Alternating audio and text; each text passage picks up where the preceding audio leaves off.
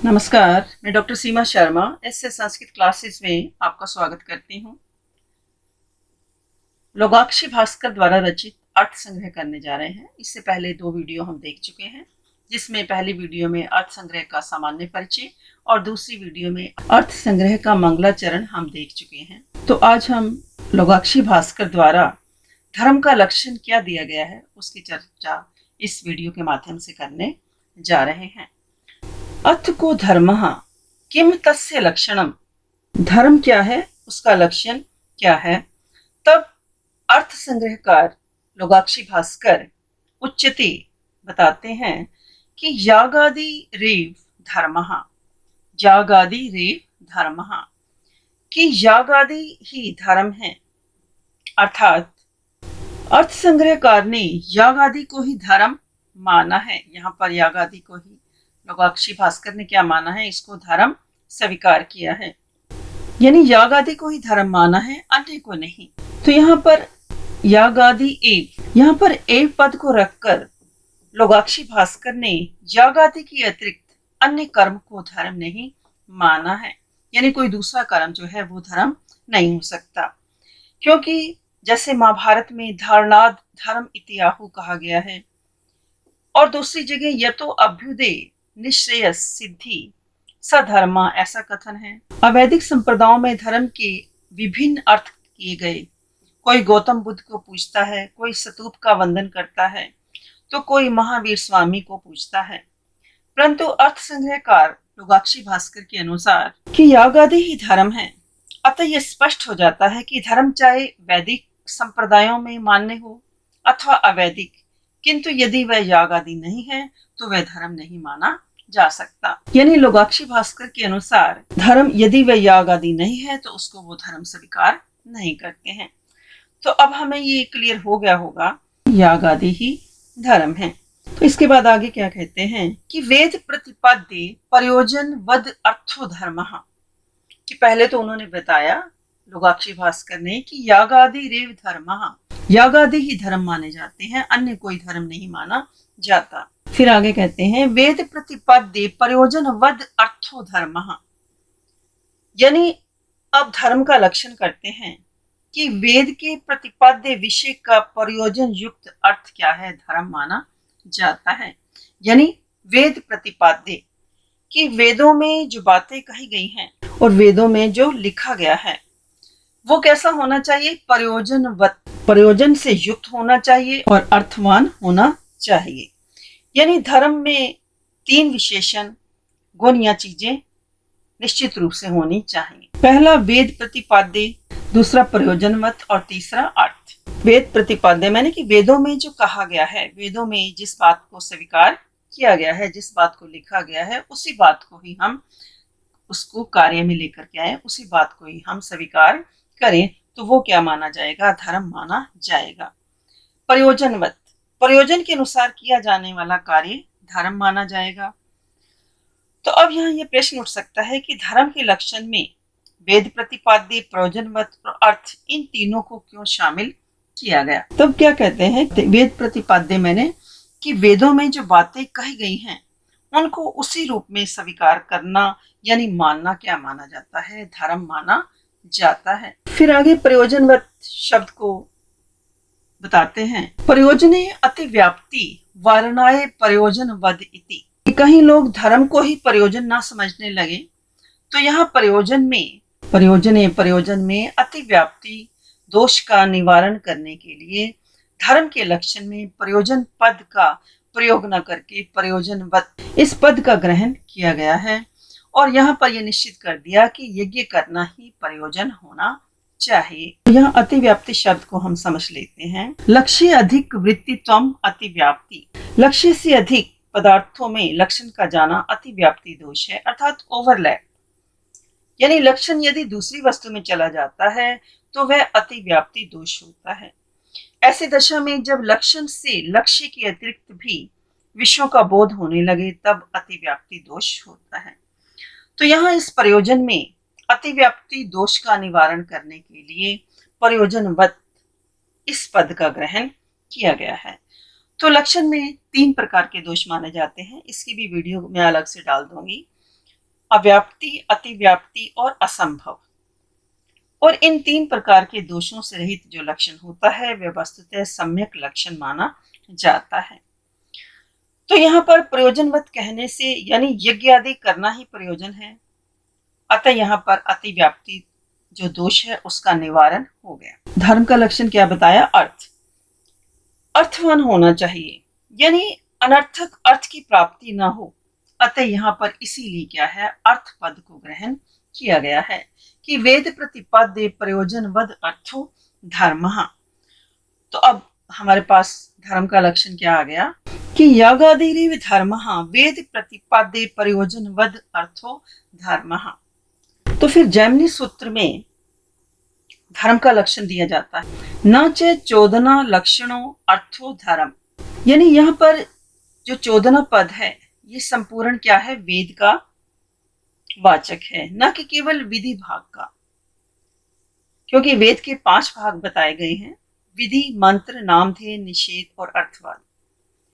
इसका अर्थ यह है कि इन 5 वेद भागों से धर्म का प्रतिपादन होता है, परंतु यहाँ पर चोदना पद से केवल विधि भाग का ही ग्रहण होता है, मंत्र आदि का नहीं। परंतु लोगाक्षी भास्कर चोदना पद का अर्थ विधि मात्र न मानकर उसको पूरे वेद का वाचक मानते हैं। उनका कहना है कि संपूर्ण वेद अर्थात विधि, मंत्र आदि सभी अंगों का तात्पर्य धर्म से है, केवल विधि का नहीं। अतः चोदना पद का अर्थ विधि होने पर भी शेष अंग भी विधि के सहायक होने से सभी धर्म के प्रतिपादक माने जाते हैं और चोदना पद में समावेश के योग्य हैं। फिर आगे कहते हैं कि हमने जैसे अभी पहले पढ़ा कि यागादि धर्मः, तो इसमें याग क्या है?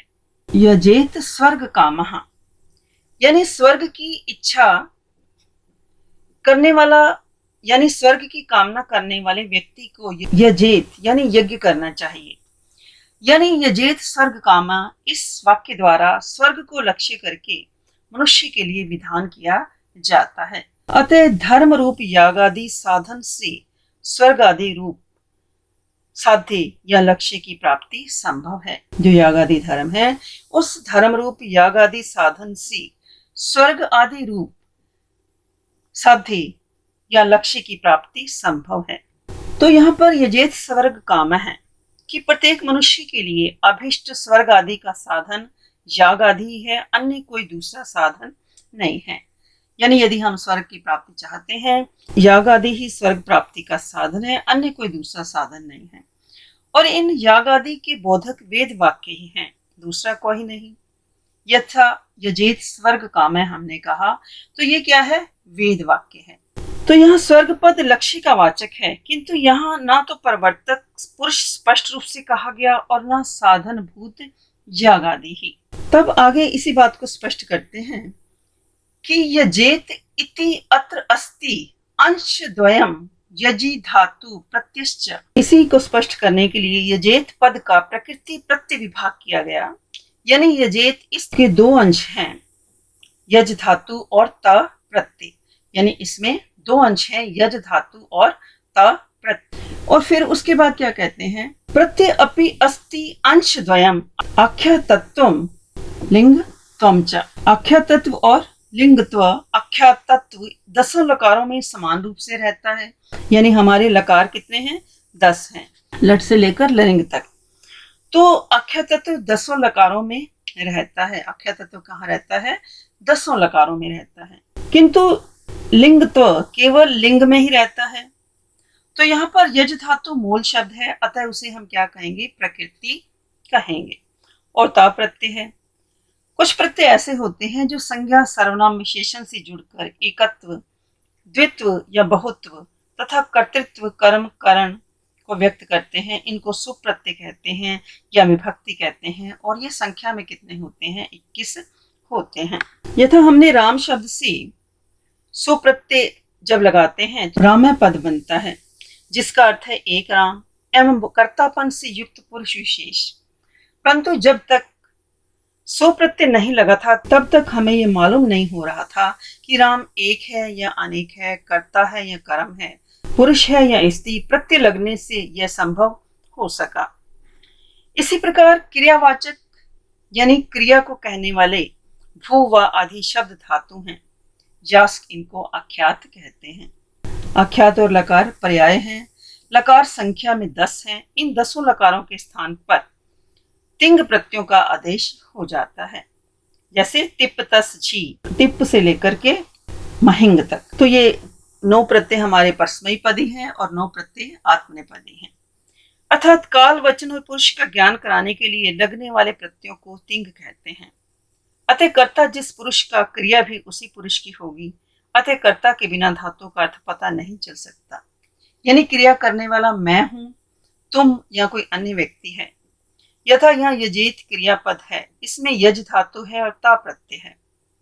तो यहाँ यज धातु का सामान्य अर्थ है दे, पूजा, दान आदि, परंतु प्रत्यय न जोड़ने से, प्रत्यय त न जोड़ने से ना तो पुरुष का पता चलता है और ना काल का, किंतु त प्रत्यय के लगने से यजेत पद बन जाता है। इसका अर्थ निकलता है कि एक पुरुष को दे, पूजा या दान आदि अभी या भविष्य में करना चाहिए।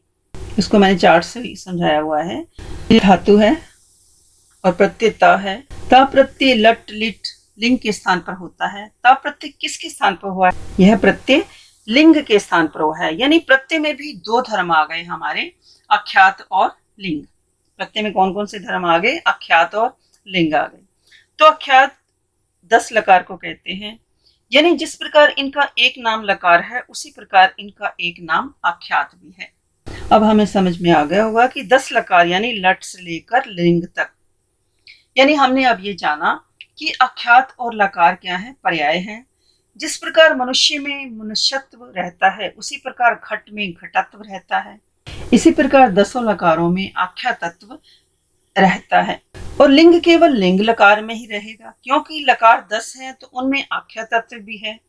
तो लिंग लकार में 2 धर्म रहेंगे, एक तो आख्या तत्व और दूसरा लिंग लकार। यानी लिंग लिंग में रहता है और आख्या तत्व 10 लकारों में रहता है। अर्थात इस प्रकार प्रेरणा या परिवर्तन की अभिव्यक्ति केवल लिंग लकार से होती है। अतः आख्या तत्व 10 लकारों में समान रूप से रहता है। इसी को यहाँ पर ये बताया है 10 लकार साधारणम। इसी को यहाँ पर 10 लकार साधारणम आदि शब्दों से व्यक्त किया गया है। अब आगे करते हैं कि उभाभ्याम अप्य अंशाभ्याम भावनई वोच्यते, कि इन दोनों अंशों में अर्थात ता प्रत्यय आख्यात और लिंग में विभक्त है। ता प्रत्यय किस में विभक्त है? आख्यात और लिंग में विभक्त है। इन दोनों अंशों से भावना का ही कथन होता है। इन दोनों अंशों से क्या है? भावना का कथन होता है। आख्यात से आर्थी भावना और लिंग अंश से शाब्दी भावना का बोध होता है। इन दोनों अंशों में रहने पर इसे क्या कहते हैं? भावना कहते हैं। उभाभ्याम अप्य अंशाभ्याम भावनई एव उच्यते। उभाभ्याम मैंने कि इन दोनों अंशों में, इन दोनों में किस किस में? आख्यात और लिंग में। यानी ता प्रत्यय क्या है? इन दोनों अंशों में विभक्त है और उभाभ्याम अप्य अंशाभ्याम इन दोनों अंशों से भावना एव उच्यते, भावना को ही कहा जाता है। आख्यात से आर्थी भावना और लिंग से शाब्दी भावना का बोध होता है। इन दोनों अंशों में रहने पर इसे भावना कहते हैं। तो इस प्रकार आज हमने किया। अगली वीडियो में हम भावना विचार के बारे में जानेंगे और आर्थी भावना और शाब्दी भावना के बारे में डिटेल से जानेंगे। तो ऐसे संस्कृत चैनल पर यदि आप नए हैं तो चैनल को लाइक करें, सब्सक्राइब करें और शेयर भी करें। यदि आप कुछ सर्च करना चाहते हैं, जैसे आज हम अर्थ संग्रह कर रहे हैं, तो अर्थ संग्रह के साथ आप ऐसे संस्कृत लिखेंगे तो पूरा चैनल आप देख सकते हैं। तो आज के लिए इतना ही। धन्यवाद। जय हिंद, जय भारत। मिलते हैं अगली वीडियो में। नमस्कार।